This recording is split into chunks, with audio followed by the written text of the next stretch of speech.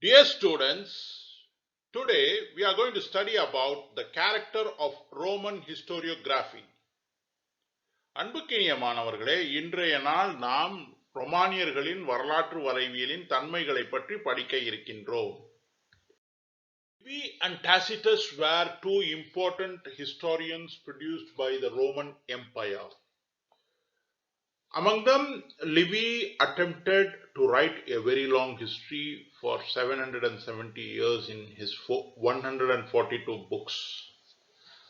And Tacitus attempted to write about various areas, various subjects. Both the Roman historians were very successful in their historical writing, and both works had some limitations. For example, Livy was presented with a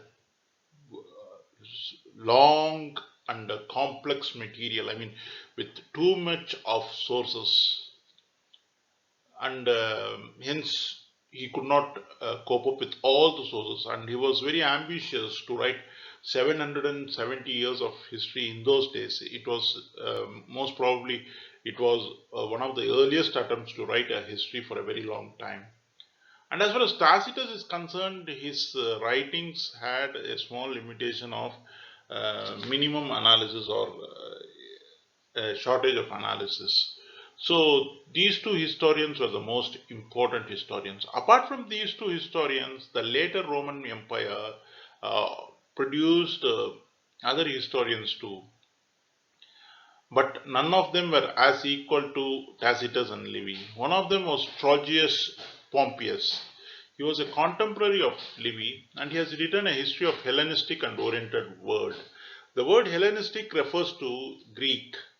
So when the Greek civilization was at its peak, they used to call it as Hellenistic, and normally Hellenistic refers to Greek, and Oriental refers to East. Oriental refers to East of Europe, and normally it refers to Asia. It refers to Asia.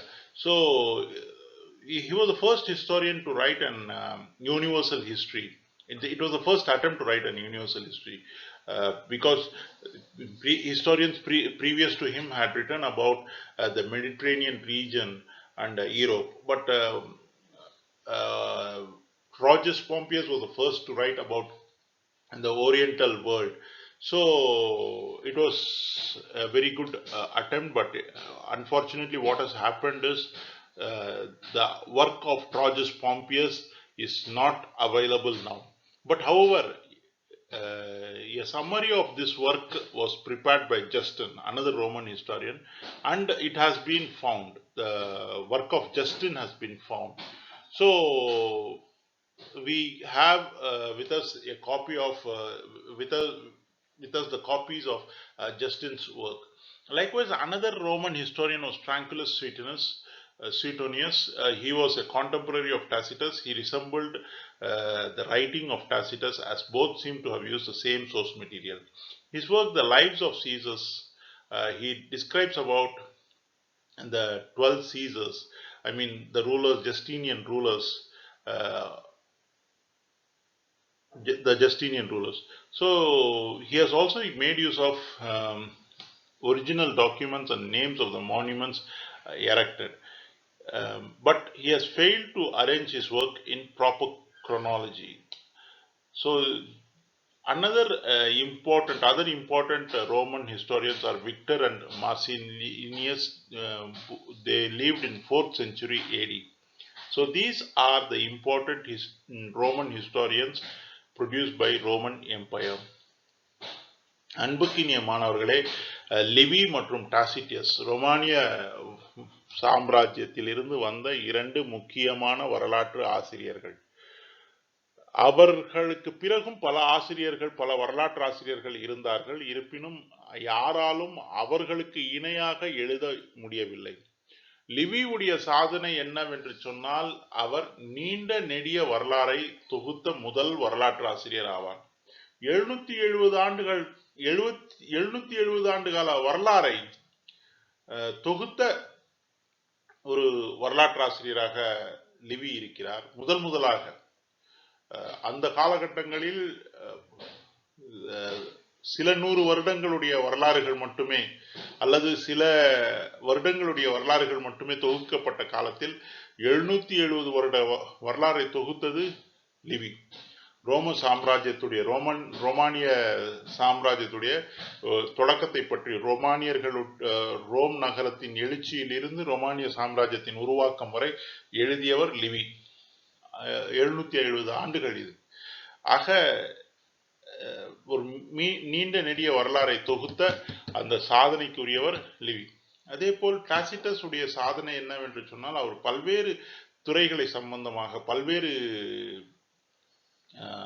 செய்திகள் சம்பந்தமாக பல்வேறு தலைப்புகளின் கீழ் அவர் எழுதியிருக்கிறார் என்பது அவருடைய சாதனை. இந்த 2 வரலாற்று ஆசிரியர்களும் உடைய புத்தகங்களும், இந்த 2 வரலாற்று ஆசிரியர்களுடைய புத்தகங்களும் மிகப்பெரிய வரவேற்பை பெற்றிருக்கின்றன, மிகப்பெரிய சாதனைகளை படைத்திருக்கின்றன. இருப்பினும் இவர்களுடைய புத்தகங்களில் சிறு சிறு குறைபாடுகள் அல்லது சிறிய குறைபாடுகள் இருக்கின்றன. உதாரணமாக லிவியுடைய எழுத்துக்களில் லிவி 770 வருட கால வரலாறை 142 புத்தகங்கள் எழுதினார். அவருக்கு ஏராளமான சான்றுகள் கிடைத்தன. அந்த ஏராளமான சான்றுகளை முழுமையாக பயன்படுத்த முடியாத ஒரு சூழலில் லிவி இருந்தார். டாசிட்டஸ் பல்வேறு தலைப்புகளின் கீழ் எழுதுகின்ற வேளையில் அவருக்கு கிடைத்த சான்றுகளை முழுமையாக ஆய்வு செய்து முழுமையாக அதை ஆய்வு செய்யவில்லை என்ற ஒரு நிலை நாம் பார்க்கின்றோம். அதே போல் அவர்களுக்கு பிறகு பல்வேறு வரலாற்று ஆசிரியர்கள் வந்தார்கள். குறிப்பாக ட்ராகஸ் பாம்பியஸ் என்ற ஒரு வரலாற்று ஆசிரியர் இருந்தார். அவர் லிவியுடைய சமகால வரலாற்று ஆசிரியர். இவர் ஹெலனிஸ்டிக் மற்றும் ஓரியண்டல் வேர்ல்டை பற்றி எழுதினார். இதில் ஹெலனிஸ்டிக் என்ற வார்த்தை யாரை குறிக்கிறது என்பது நமக்கு தெரியும். ஹெலனிஸ்டிக் என்ற வார்த்தை கிரேக்கர்களை குறிக்கிறது.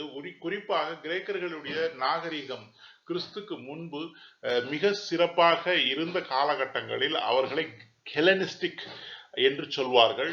ஓரியண்டல் என்று சொன்னால் அது கிழக்கு உலகத்தை குறிக்கும், ஆசிய உலகத்தை குறிக்கும். அது கிழக்கு உலகத்தை குறிக்கும், ஆசிய உலகத்தை குறிக்கும், ஆசிய கண்டத்தை குறிக்கும். ஆக ட்ராஜஸ் பாம்பியஸ் உடைய வரலாற்றின் மிக முக்கியமான சிறப்பு என்னவென்று சொன்னால், அவர்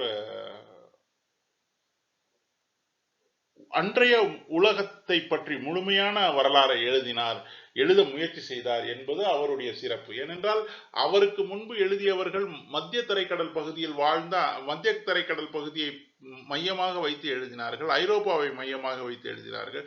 ஆனால் யாரும் ஆசியாவை பற்றி எழுத முன்வரவில்லை. அப்படிப்பட்ட காலத்தில் ட்ராகஸ் பாம்பியஸ் முழுமையான உலக வரலாறை எழுதினார். ஆனால் அந்த புத்தகம், அந்த நூல் இன்று நம்மிடையே இல்லை, நமக்கு கிடைக்கவும் இல்லை. அந்த புத்தகத்திற்கான விளக்க உரையை உரைநடை அந்த புத்தகத்துக்கான ஒரு விளக்க உரையை ஜஸ்டின் என்ற இன்னொரு ரோமானிய வரலாற்று ஆசிரியர் எழுதினார். அந்த நூல் நமக்கு கிடைக்கின்றது. ஜஸ்டின் அவர்கள் எழுதிய அந்த நூல் நமக்கு கிடைக்கிறது. அதே போல் இவர்களுக்கு பிறகு வந்த ஒரு வரலாற்று ஆசிரியர் ட்ராங்குலஸ் சூட்டோனிஸ் என்பவர் டாசிட்டஸ் உடைய சமகாலத்தில் வாழ்ந்த ஒரு வரலாற்று ஆசிரியர். இவருடைய எழுத்துக்களுக்கும் டாசிட்டஸ் உடைய எழுத்துக்களுக்கும் ஒரே மாதிரியாக இருந்தன. அப்படி இருப்பதற்கு அடிப்படை காரணமாக இருந்தது என்னவென்று சொன்னால், அவர்கள் பயன்படுத்திய சான்றுகள் ஒரே மாதிரியாக இருந்ததுதான். இவருடைய புத்தகம், ட்ராங்குலஸ் சூட்டோனிஸ் உடைய புத்தகம் the lives of Caesars, the lives of Caesars என்ற அந்த புத்தகத்தில் 12 சீசர் அரசர்களை பற்றிய, ஜஸ்டீனியன் அரசர்கள் என்று சொல்வோம், அந்த 12 ஜஸ்டீனியன் அரசர்களை பற்றி அவர் எழுதியிருக்கிறார். இந்த அவருடைய எழுத்துக்களில் அந்த ஒரிஜினல் டாக்குமெண்ட்ஸை பயன்படுத்தி எழுதியிருக்கிறார். மற்றும் இந்த அரசர்கள் எழுப்பிய மானுமெண்ட்ஸ் அல்லது அவர்கள் எழுப்பிய அந்த அவர்கள் கட்டிய கட்டிடங்களை பற்றி எழுதியிருக்கிறார். அதே போல் அவருடைய எழுத்துக்களில் இருக்கக்கூடிய ஒரு சின்ன பிழை என்னவென்று சொன்னால் அவர் கால வரிசையை முழுமையாக சீராக சரியாக பின்பற்றப்படவில்லை என்ற ஒரு நிலைப்பாடு இருக்கிறது. விக்டர் அண்ட் மார்சிலினியஸ் 4ஆம் நூற்றாண்டில் வாழ்ந்த 2 மிக முக்கியமான ரோமானிய பேரரசர்கள். இவர்களுடைய எழுத்துக்களும் 4ஆம் நூற்றாண்டில் கிபி 4ஆம் நூற்றாண்டில் இவர்களுடைய எழுத்துக்கள் மிக முக்கியமான எழுத்துக்களாக இருந்தன. When the Roman Empire flourished in the first 3 centuries AD, there were few Greek historians who produced excellent historical works. One among them was Plutarch. Plutarch is noted for his historical biographies. Next, we had people like Ptolemy, Strabo, Herodian, and Diocasius. They were Greek, but their works had universal value. Apart from this, there is a work titled The Periplus of Erythraean Sea. This work has been compiled out of the diaries and trade journals. People who traveled in Red Sea to India, their diaries have been collected and the traders' journals have been collected, and based on this, the work has been compiled. But we are not sure about the author. We get this book, The Periplus of Erythraean Sea, but we are not sure about the author. And this book is very important travel book because it gives you the geography of Red Sea, Arabia, East Africa, and India. So this is a very important work, The Periplus of Erythraean Sea. Then we had another historian, Strabo. Strabo wrote a geographical account of Mediterranean Sea.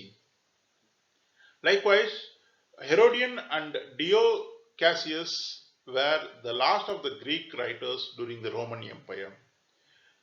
We had a Jew by name Josephus who had written a work on the history of Jews. So these are some of the important Greek historians of the later period, that is Greek historians during the Roman Empire. அன்புக்கினிய மாணவர்களே, ரோமானிய சாம்ராஜ்யம் என்பது முதல் 3 நூற்றாண்டுகள், கிறிஸ்துக்கு பிறகு முதல் 3 நூற்றாண்டுகளில் சிறப்பாக இருந்த ஒரு சாம்ராஜ்யம்.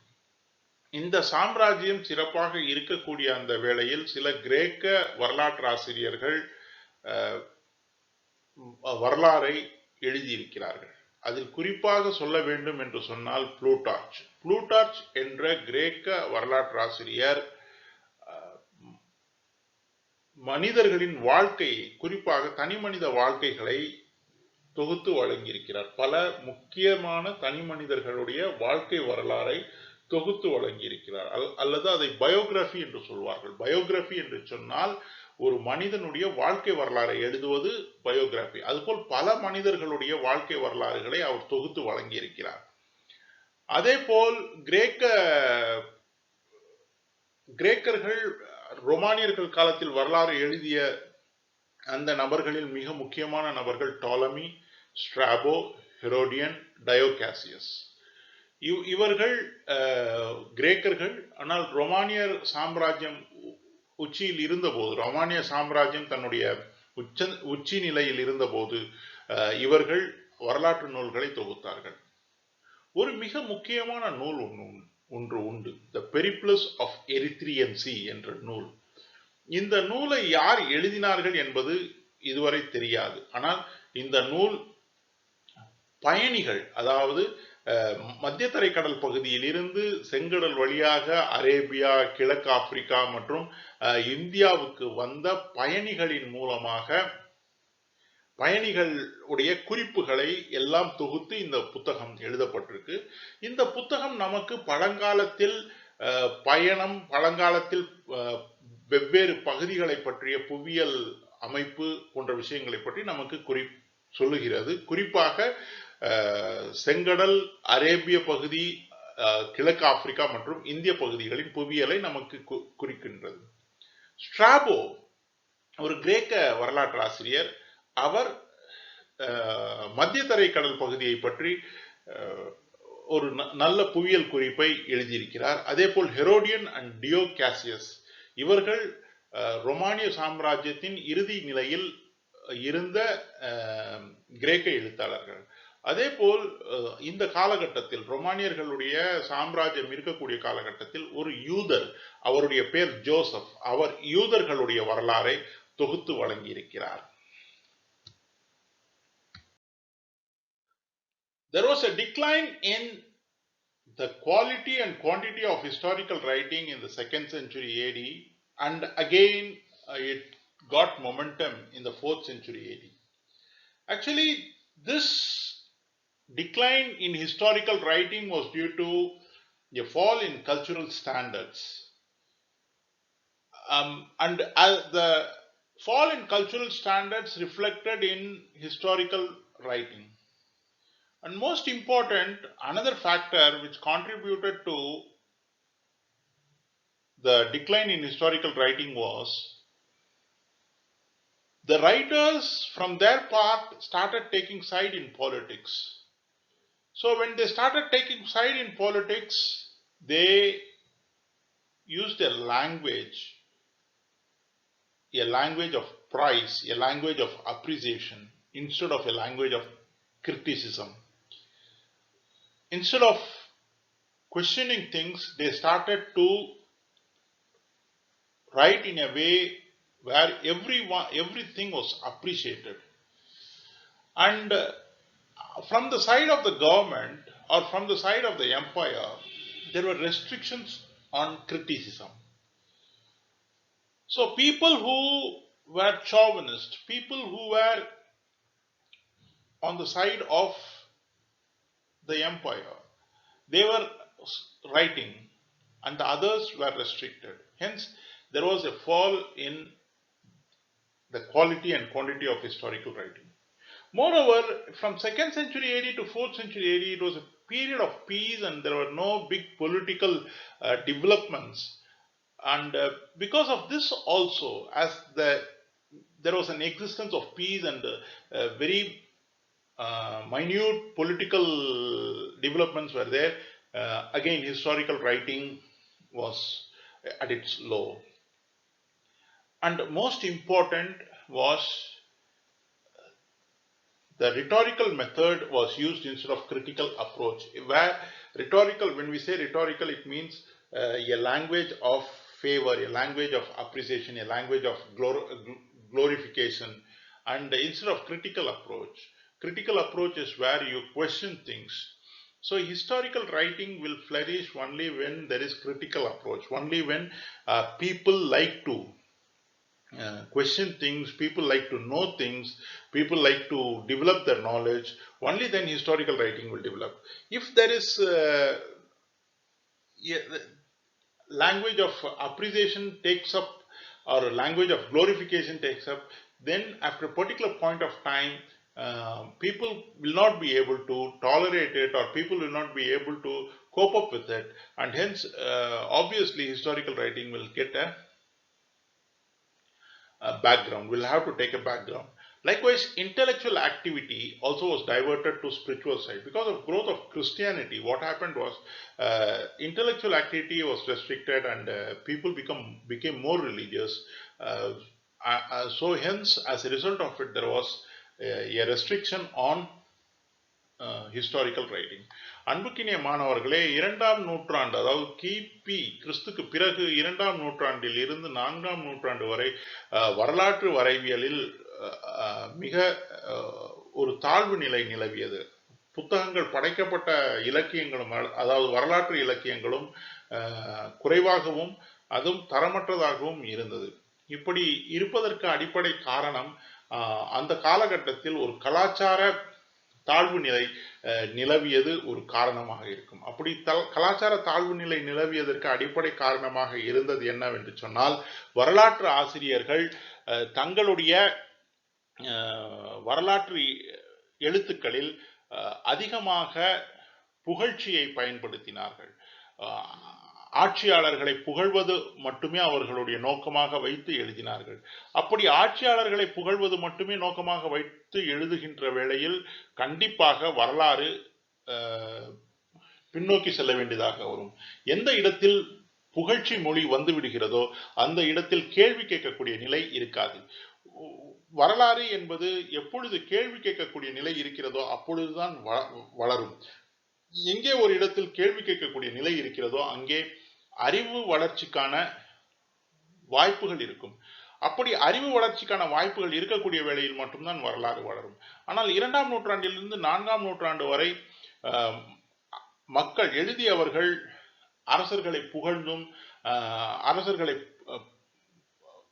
புகழ்ந்து எழுதிய காரணத்தினாலும் அரசர்கள் அதை விரும்பினார்கள் என்பதனாலும் அரசர்கள் அவர்களுக்கு யாரேனும் மாறாக எழுதிவிட்டால் அவர்களை தடை செய்தார்கள் என்ற காரணத்தினாலும் வரலாற்று நூல்கள் அதிகமாக வரவில்லை என்பதுதான் நமக்கு கிடைக்கக்கூடிய யதார்த்தமாக இருக்கின்றது.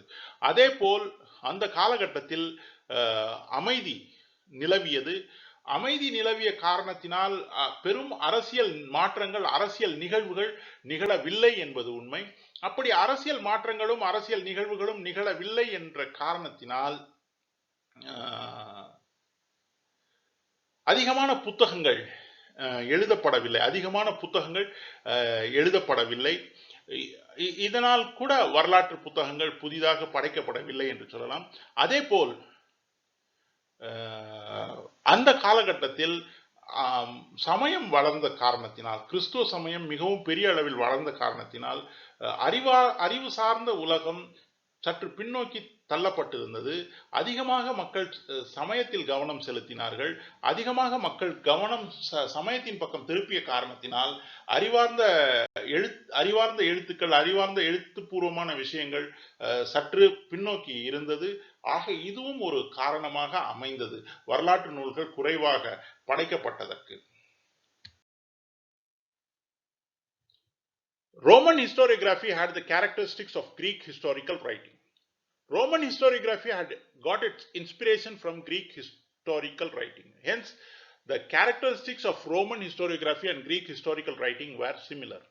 For example, Roman historiography was humanistic. When we say Roman historiography was humanistic, it meant that Roman historiography dealt about the actions of man, the causes and results of the actions of man. And it was very important for them to study man and his relation with the environment, with the society. So they studied about man. Or in other words, they gave a lesser role to God in the idea of history, or in the idea of movement of history, or in the idea of movement, the actions taking place. So that was their nature of history. Next, their history was contemporary in the sense that historians, the Greek as well as Roman historians, they wrote about the contemporary societies. There could be some exceptions, but majority of the Greek and Roman historians, like the Greek historians, had given importance to contemporary society. And that was the second important characteristic of Roman historiography.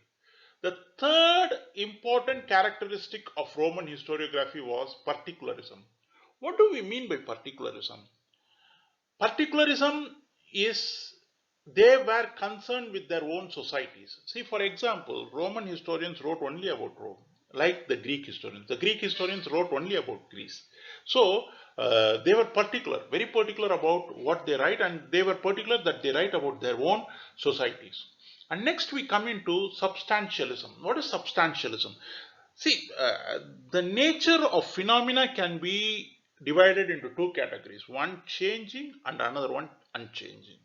Scientists study about this unchanging phenomena, but historians are supposed to study about the changing phenomena, the changes.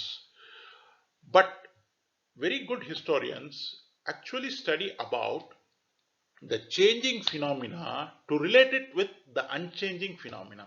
Or in other words, they study about the events that happen in the world to understand the nature of things that do not change. So they understand the world, the universe, the human mind, the societies from the point of view of changing things and relate it with the unchanging nature. So, substantialism is a phenomena which has been subscribed by both Greek and Roman historians. And another important aspect of the Roman historiography was inquiry and criticism was limited. Actually, this is one point of difference between the Greek historical writing and Roman historical writing. Greek historical writing had a lot of stress on inquiry and criticism. The Greek historians, whenever they were presented with sources, they queried it, they inquired it, they criticized it.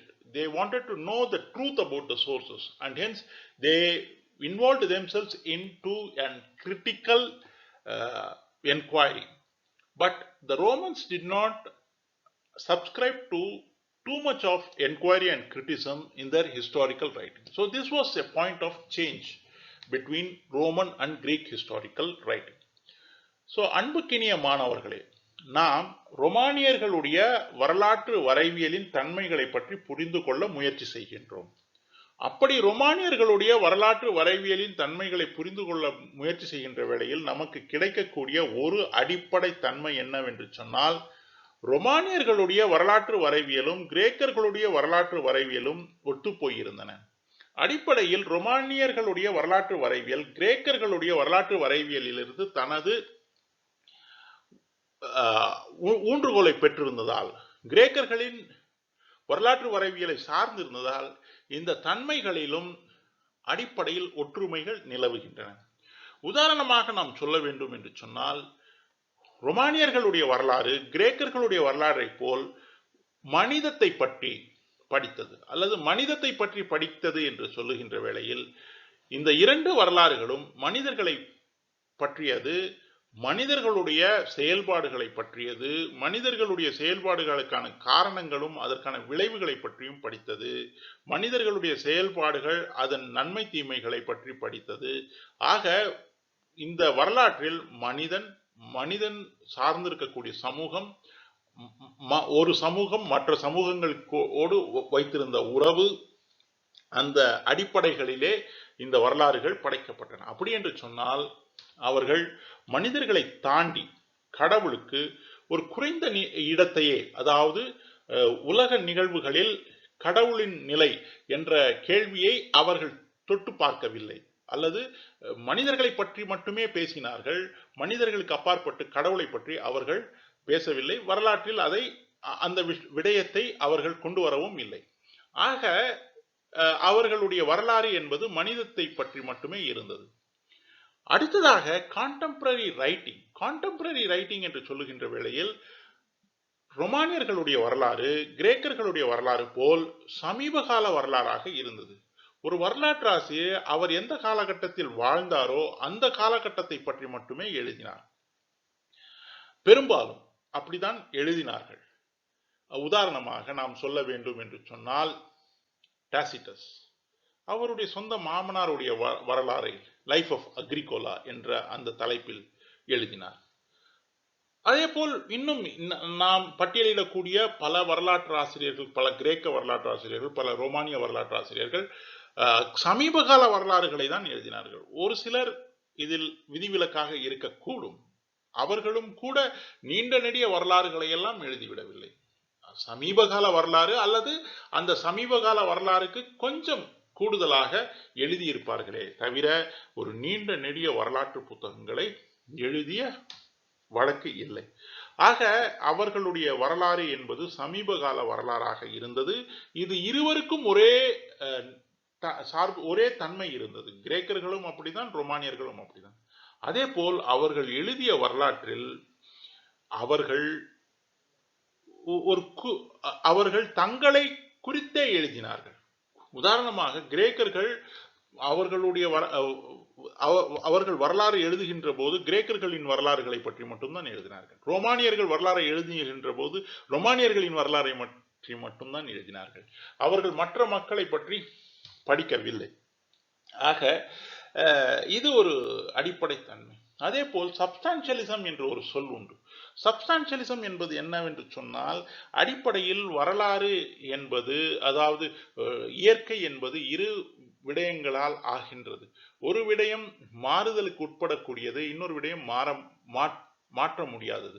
அறிவியல் என்பது மாற்ற முடியாத விஷயங்களை பற்றி படிக்கின்றது. அறிவியல் என்பது மாறாத விஷயங்களை பற்றி படிக்கின்றது.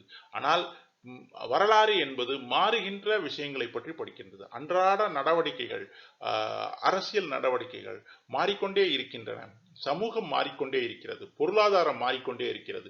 ஆக இந்த மாற்றங்களை பற்றி படிக்கின்றோம். ஆக இந்த கேள்வி எழுகின்றது, ஒரு வரலாற்று ஆசிரியர் என்பவர் மாறாததை பற்றி படிக்க வேண்டுமா அல்லது மாறுகின்ற விடயங்களை பற்றி படிக்க வேண்டுமா என்ற கேள்வி எழுகின்றது.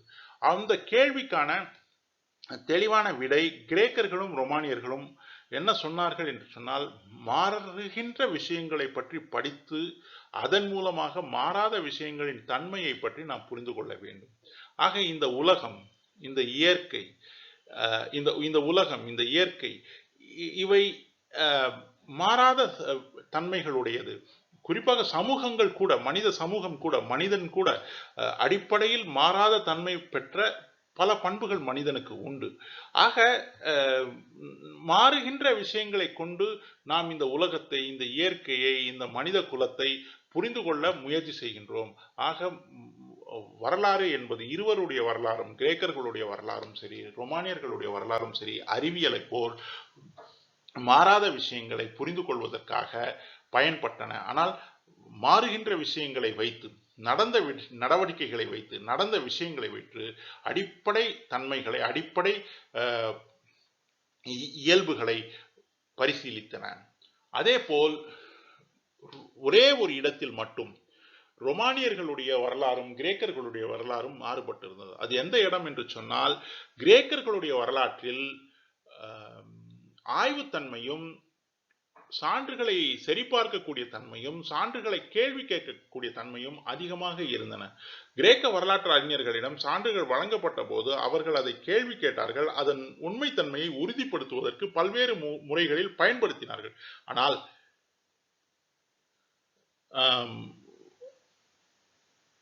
ரோமானியர்கள் அந்த அளவுக்கு சான்றுகளை சரிபார்ப்பதில் தங்களுடைய நேரத்தையும் தங்களுடைய வாய்ப்புகளையும் பயன்படுத்தவில்லை. என்று சொன்னால், அவர்கள் அந்த சான்றுகளை சரிபார்க்கக்கூடிய விடயத்தில் அதிகமான கவனம் செலுத்தவில்லை என்ற ஒரு தகவல் மட்டும் நமக்கு கிடைக்கின்றது. ஆக இதுதான் ரோமானியர்களுடைய வரலாற்று வரைவியலின் தன்மையாக இருந்தது. ஆக நாம் ரோமானியர்களுடைய வரலாற்று வரைவியலை புரிந்து கொண்டிருப்போம். இரண்டு முக்கியமான ரோமானிய வரலாற்று ஆசிரியர்கள் டைட்டஸ் லிவி மற்றும் கார்னீலியஸ் டாசிட்டஸ், இவர்களுடைய எழுத்துக்கள் மூலமாக ரோமானியர்களுடைய வரலாறை புரிந்து கொள்ள முயற்சி செய்து கொண்டிருக்கிறோம். ஆக கிரேக்க வரலாற்று வரைவியலையும் ரோமானிய வரலாற்று வரைவியலையும் படித்திருக்கிறோம். இனி வரக்கூடிய வகுப்புகளில் இதர வரலாற்று வரைவியலில் வந்த தன்மைகளையும் பண்புகளையும் நாம் பார்க்க இருக்கின்றோம். நன்றி.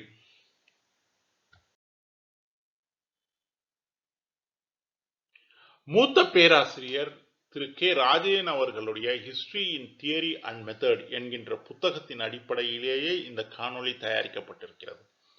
This presentation was prepared on the basis of Rajayan sir's book History in Theory and Method.